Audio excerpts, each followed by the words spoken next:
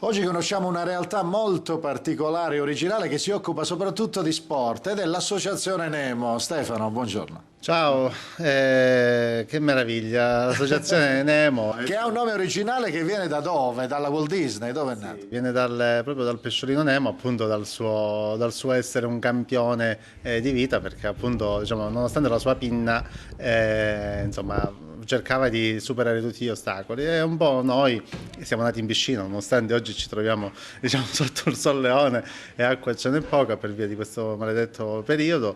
Cerchiamo anche noi con le nostre caratteristiche, i nostri superpoteri e supercolori di poter affrontare ogni giorno una sfida nuova. Ecco perché Nemo. Beh, è una bella idea prendere questo nome che è un simbolo, quindi, perché poi voi accogliete davvero ragazzi molto particolari ma forti. Sì, decisamente forti perché crediamo soprattutto nella bontà e in quello che è ogni caratteristica di ogni ragazzo, no? I nostri ragazzi vengono definiti speciali, diversi, vengono definiti handicappati ancora o vengono definiti nei modi più complicati possibili. Per noi sono ragazzi e sono soprattutto atleti.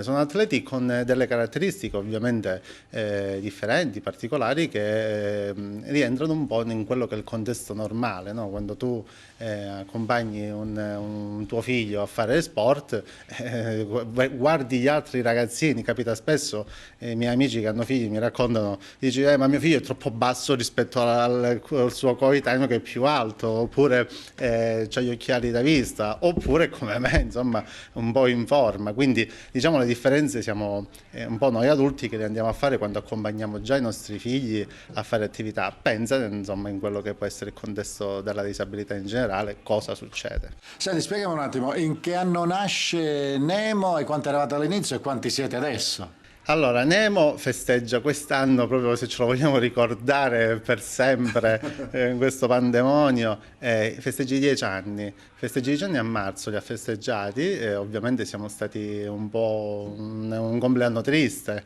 perché appunto Nemo vive da 10 anni ed è partita con una forza che è quella della mia famiglia, alla quale io ne sarò sempre ovviamente grato, perché sono stati loro che mi hanno dato la forza, anche economica ovviamente, per poter partire. Quindi mio fratello Andrea, mio fratello Alessandro, con i quali ci siamo seduti un giorno, sentendo le mie difficoltà nel poter operare in questo settore, in particolare nel nuoto. Quando, insomma, sai, quando vai in piscina, io ero istruttore di nuoto, cioè lo sono tuttora veramente, anche se non esercito. È un periodo particolare, insomma.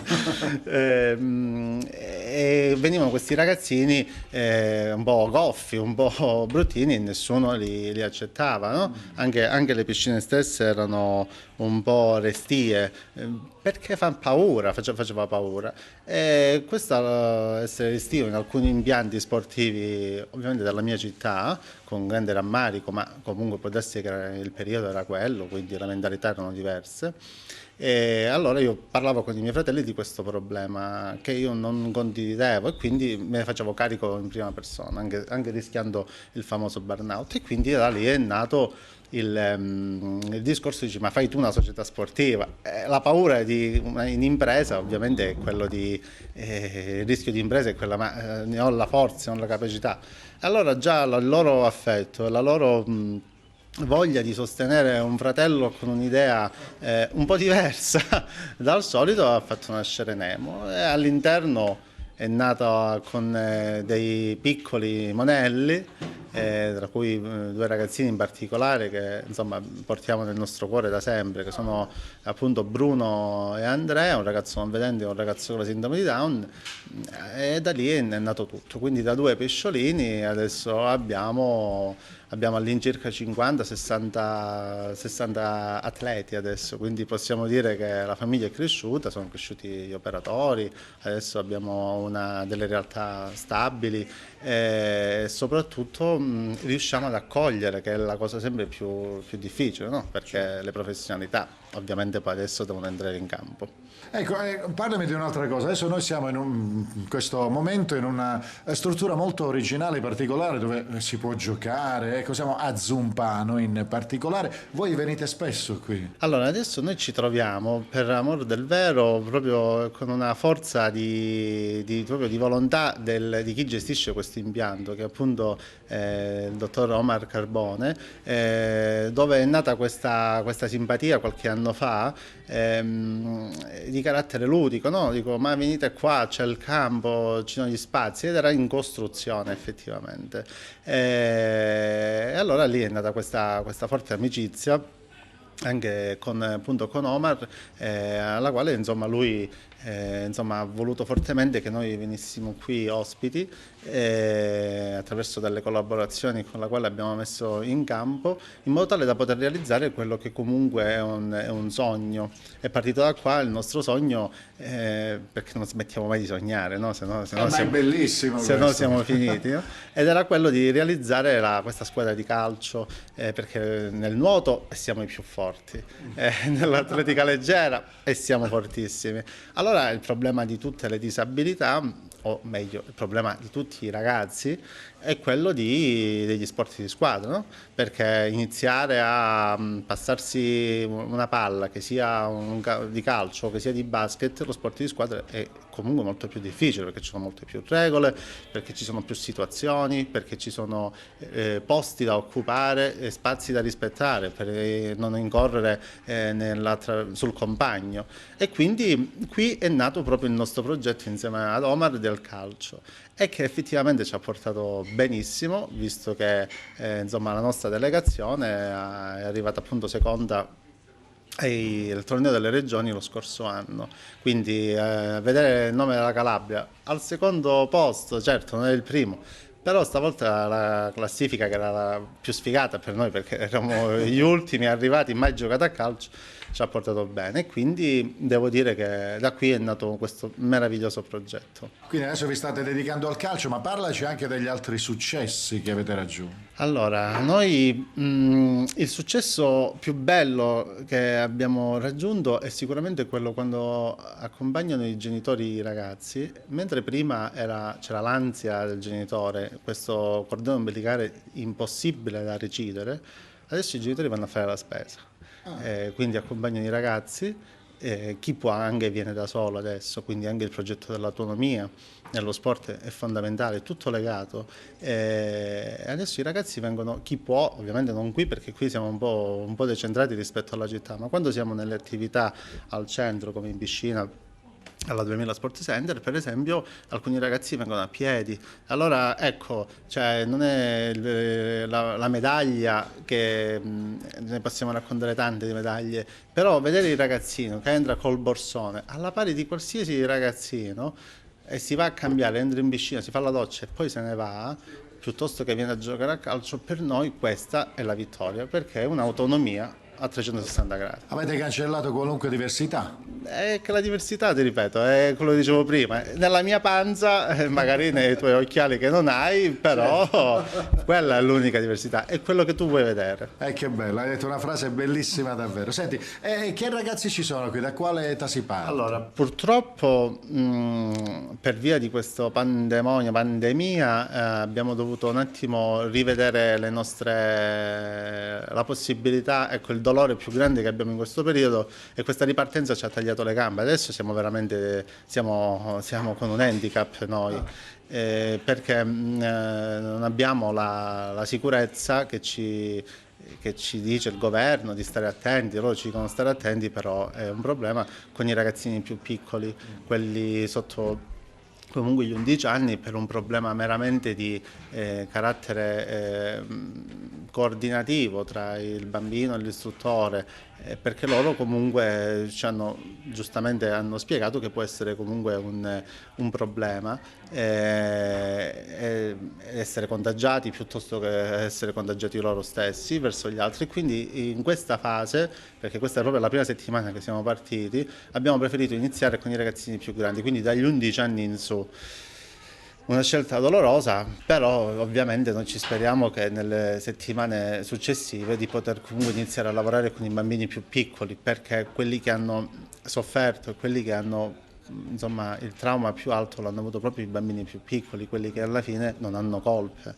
Quindi stai parlando di quali età quando dici più piccolo? Noi iniziamo, il nostro bambino più piccolo che viene in piscina ha 3 anni, il nostro bambino più piccolo che viene a fare attività sportiva ha 6 anni, attività sportiva terrestre, quindi come l'atletica leggera, la ginnastica, ecco, parliamo di ginnastica, c'ha 6 anni, quindi sono bambini che ovviamente avendo questa sensibilità particolare hanno bisogno di più tempo perché le tappe di apprendimento motore sono un po' più lente e quindi se noi parliamo di bambino di 6 anni magari con qualche piccolo deficit cognitivo ovviamente rientra in dei ragazzi che hanno un problema motorio un po' più ampio e quindi va man mano poi il nostro obiettivo dello sport è quello di azzerare poi queste diversità tra il bimbo normotipo tipico piuttosto che i nostri ragazzi. Ecco perché lo sport serve molto a poter proprio ridurre questa differenza. La psicomodicità che si fa nelle attività sanitarie, no? Come proprio la psicomodicità che è importantissima, però purtroppo il nostro sistema sanitario garantisce 1 ora a settimana. Allora se tu pensi che una giornata è di 24 ore, sul bambino con una settimana non ci fa niente, parliamoci proprio chiaramente, e quindi quello che serve associare attività motoria. L'attività motoria ludica, la classica, senza fare grandi scienziati, senza fare niente. Esatto, permette al bambino di recuperare quel gap motorio che purtroppo ha in fase proprio di nascita. Ecco perché adesso noi ci stiamo avvicinando molto, per fortuna. Lo vedi, noi abbiamo iniziato dai bambini sotto gli 11 anni, alcune società con la quale io mi interfaccio spesso, ricoprendo un ruolo comunque federale importante a livello nazionale, molte società hanno iniziato con ragazzini di 18-19 anni in su. Noi abbiamo detto no. No, noi proviamo a iniziare con i bambini di 11 anni e il risultato in questi 2 giorni trascorsi è stato comunque positivo perché le nostre super mamme e i nostri super papà hanno educato, hanno insegnato anche come si combatte questo stupido virus. Mi piace capire una cosa soprattutto, ecco qui noi vediamo i ragazzini giocare, no? Quindi si divertono, però c'è tanta preparazione dietro, c'è tanto lavoro oscuro che la gente non conosce. Guarda, la preparazione più dura è stata quella di insegnare, perché questo è il termine giusto, ai bambini a comportarsi come si comportano gli altri bambini, non quelli maleducati ovviamente, o quelli iniziati con un rischio ci siamo. è alto, però di insegnare ai propri ragazzi che sono come gli altri, quindi se per mettersi una scarpetta, allacciarsi i lacci impieghi 7 mesi, magari con i nostri ragazzi impiegherai 1 anno. Bene, allora questa è la preparazione, è quello proprio di far accettare che tutti possono fare tutto, ognuno con le proprie particolarità, quindi la preparazione, quella di lasciarli, di non stare troppo tempo qui magari a guardare i ragazzi perché inevitabilmente si distraggono, oppure la preparazione anche al sacrificio, qua fa caldo, no? Oppure quando piove, perché non puoi far fare attività quando piove? Con un gateway, cioè alla fine che cos'è che non puoi fare? Oppure andarti a mangiare una pizza, una cosa più semplice del mondo. Allora queste piccole grandi vittorie sono state quelle di preparazione. Poi la parte fisica, atletica, è quella più facile per noi perché insomma abbiamo dei ragazzi, dei collaboratori, degli operatori super e quindi la materia la conoscono bene, quindi programmi di allenamento, protocolli. Noi facciamo fare la visita medico-sportiva a tutti i ragazzi. La visita medico-sportiva, pochi lo sanno, è gratuita fino ai 18 anni, ma è gratuita sempre ai nostri ragazzi e quindi è giusto e è un loro diritto farla. Anzi, magari con l'occasione per ringraziare il dottor Scavelli che si è battuto tanti anni fa perché molti suoi colleghi avevano paura a far fare la visita medico-sportiva. Allora lui ci ha preso per mano e ha preso per mano in modo suo, con i suoi modi burberi, ma comunque da persona capace, i suoi colleghi, spiegandogli che non c'è da aver paura. Su un ragazzo che comunque con una sindrome di Down, piuttosto molti hanno delle problematiche cardiache, ma vanno comunque seguiti, vanno monitorati come alla stregua di qualsiasi altra persona. E quindi siamo riusciti a fare questo tipo di percorso anche specialistico. Sono venuta anche una famiglia dalla Puglia perché non riuscivano a fare la visita medico-sportiva, ci seguivano su Facebook, ma voi come fate a far fare sport? Sono venuti qua e adesso si sono trasferiti in Calabria, cioè, quindi abbiamo anche recuperato una famiglia per la Calabria che di solito se ne vanno, questa è venuta qui perché qui ha visto movimento, ha visto fermento. Allora, ci hai raccontato un po' quello che fate, ma c'è ancora qualcos'altro che vorreste fare e non avete ancora avuto modo di realizzare? Allora, il nostro, ovviamente l'altro sogno che abbiamo, perché appunto come ti dicevo, un giorno è quello di avere una struttura tutta nostra, no? Perché che vuoi fare? Dici che punti al campetto all'oratorio? No! Dici tu, se è un sogno deve essere grande. Il nostro sogno è quello di poter realizzare, gestire, fare una struttura, ma non una struttura speciale, come può essere, vuoi fare una struttura per disabili o per handicappati. No, deve essere una struttura aperta, cioè una struttura per tutti, però deve avere l'occhio, un occhio di riguardo per quello che sono tutte le disabilità, perché c'è un mondo che noi non conosciamo, no? E che io ho avuto la fortuna di vivere anche all'estero e giravo soprattutto a Barcellona per tanti mesi, ho girato diversi posti, diversi luoghi dove la riabilitazione era legata allo sport, era praticamente lo sport e la riabilitazione e quindi un sogno, parliamo comunque delle prime Olimpiadi, no? Cioè, le prime Paralimpiadi già da Roma è nato già questa cosa. Allora perché non realizzarlo ovunque, no? Perché l'idea di base è quella che ogni struttura sportiva che esiste, non solo la Nemo, come può essere la Mimmo, la Teresa, la società sportiva quella, deve accogliere questi ragazzi, li deve accogliere, ma è un diritto, un dovere, ma anche un'opportunità perché comunque si creano attività lavorative, però li devono accogliere con la cognizione che comunque sono ragazzi un po' più delicati e ci vogliono persone specializzate perché altrimenti si fanno disastri. I vari allenatori che noi sentiamo, i nostri amici che dicono quell'allenatore ha trattato male mio figlio, purtroppo lo sport è stato trattato in questi anni come un'ancora per chi faceva 3-4 lavori, no? E quindi non hanno le competenze, Il dopolavoro, insomma, non avevano le un competenze. hobby. Un hobby, quindi non puoi neanche recriminare contro chi lo fa per hobby. Certo. Io se scelgo di fare questo lavoro ho studiato, mi sono specializzato. Però se tu scegli di fare il meccanico e poi la sera dico il meccanico, non me ne voglia che io sono l'amico numero uno del meccanico, non ho la macchina, giro solo in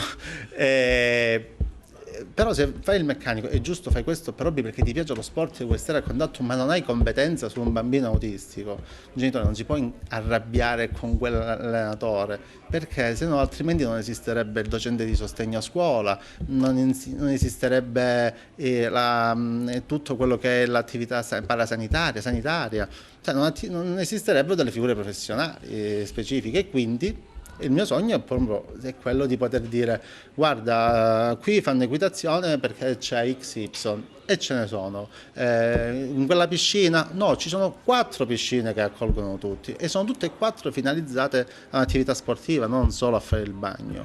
Oppure vuoi giocare a calcio? Benissimo, il calcio figurati, tutti fanno calcio, ma chi lo fa veramente, poi sono veramente, si conta, sono pochissimi che lo fanno.